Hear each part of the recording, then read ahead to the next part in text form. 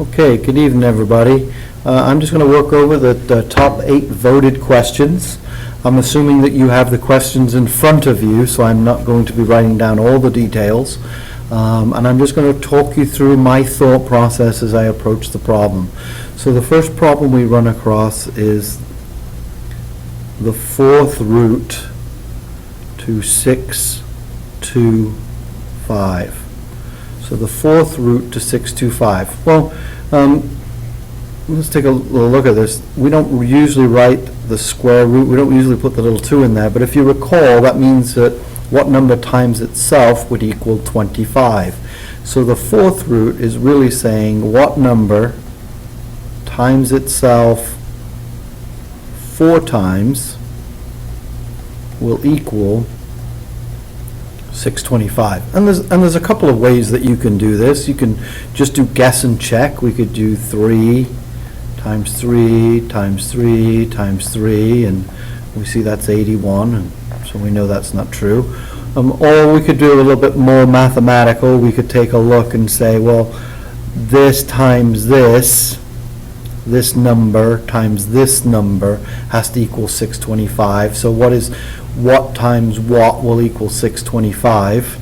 And if you've memorized your square roots, you know that 25 times 25 equals 625, and we know at what times what will give me 25, so we know that 5 times 5, and then we do 5 times 5. So your choice, guess and check, or work through a little math logic. I know that I have 2 numbers that are the same and 2 numbers that are the same.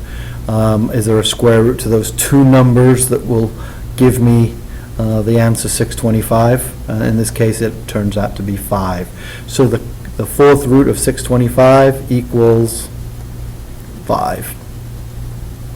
Now, the next question you guys asked me about was number 16. So we have a coffee table with dimensions which give it an area of 22 square feet. So we know that each side is x times x. Well, we know that if the coffee table was 25 feet, then we know that the dimensions would be 5 times 5. What mathematical property would we use to go from 25 to 5? Well, hopefully now you're recalling that we're going to find the square root. So what are the dimensions of the coffee table? Well, it's just the square root of 22. Now they ask us to find to the nearest tenth of a foot. Well, what are the perfect squares? Well, we know it's somewhere between the square root of 25 and the square root of 16, somewhere between 4 and 5. Where is it closest to? Well, this is 3 away. This is 6 away. So my guess before I even get started is 4.6. Once we multiply these through a couple of times, 4.6 times 4.6, you'd find that's a little too short of 22. So then I try 4.7 times 4.7, and that one actually gives me a closer answer. So my answer to what are the dimensions of my coffee table? 4.7. Moving on, number 17.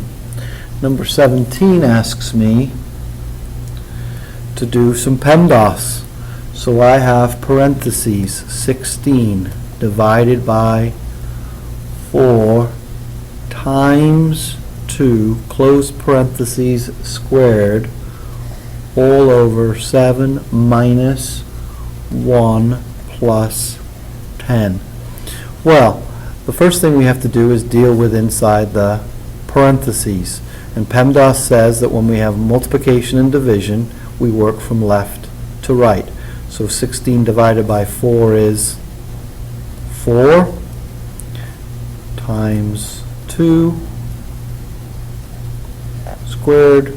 And I'm actually going to do the denominator just to speed things up a little bit. 7 minus 1 is 6 plus 10. Okay, so 4 times 2 is 8. Still keep my parentheses squared. 6 plus 10 is 16. 8 squared is 64 divided by 16, and we have our solution of 4.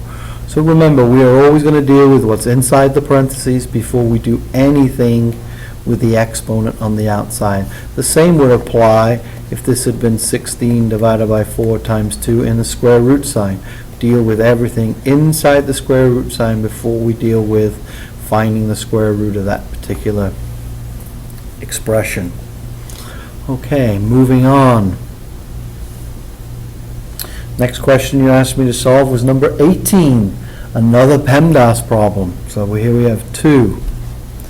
Absolute value, 4 squared minus 21 absolute value divided by the square root of 34 minus 9. Okay, so PEMDAS tells me to do what first? Tells me to do parentheses first. My absolute value signs are considered parentheses. So I'm going to take care of business inside the absolute value. 4 squared is 16 minus 21 absolute value divided by, I have a square root sign, so again I'm going to take care of everything inside the square root sign. 34 minus 9 is 25. So if we had 2 parentheses 16 minus 21, what would that tell us to do? Well, that would tell us to do 6 times negative 5. The absolute value sign is going to be treated exactly the same way. So we're going to simplify 16 minus 21. I'm going to change this to division. I don't like the division symbol itself, so I'm going to put this in the denominator. Square root of 25 is 5. This 2 is being multiplied by the absolute value of negative 5. Absolute value of negative 5 is 5 divided by 5. The reason that I like to do this is now that I can just simplify. And so my answer is 2. So remember, parentheses, absolute value and square root sign get treated first. Take care of business inside. When the number is touching the absolute value, that is saying multiplication, just like a parentheses would say multiplication. All right, moving on. That was 17, 18. So now you've asked me to do 22. 22 is just plugging in numbers. Pi r squared h. Well, what is pi? Well, they told me to use 3.14. What is r? Well, r is 2. 2 squared is 4. And what is h? H is 7. And now we're just working a simple multiplication problem, and our answer, I believe, is 87.9. So just take the numbers they give me, pi 3.14, r squared 4, h 7, and multiply through. Now, the next question you asked me to do was number 24.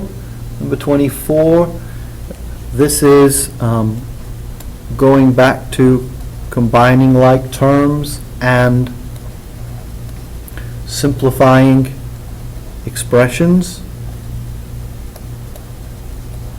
What does PEMDAS ask us to do first? Well, it asks us to do the parentheses. We have 1.5x, and it is subtracting this whole expression. We have a number minus a number. We just don't know what that number is yet, so we're going to take care of the parentheses first. 1.5x minus 8 times 3 is 24. Negative 8 times negative 2 is positive. 8 times 2, 1.6x. Now we combine like terms. I have a 1.5x, I have a 1.6x, so that gives me a 3.1x minus 24. Remember, distributive property. Make your life easier. This is a negative 8 times a positive 3, a negative 8 times a negative 0.26, which gives me the positive number. Combine my like terms, and I'm finished. Okay. Next question was 20, I can't read my own writing here, 25. Another distributive property, 1/2 minus 12x plus y minus 5y. Well, we have this quantity, and 5y is being subtracted from it.